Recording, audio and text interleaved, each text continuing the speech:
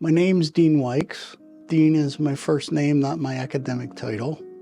My academic title is Assistant Professor of Criminal Justice here at Atlantic Cape, and I'm the full-time criminal justice professor. And I teach a variety of courses, everything from cybercrime through constitutional law, criminal law, ethics, and a variety of other courses.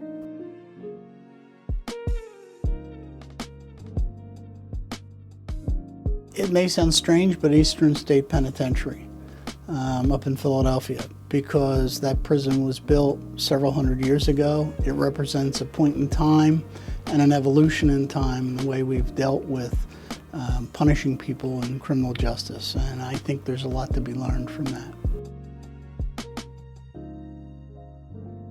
Dark chocolate, but I'm diabetic, so I don't really consume much chocolate.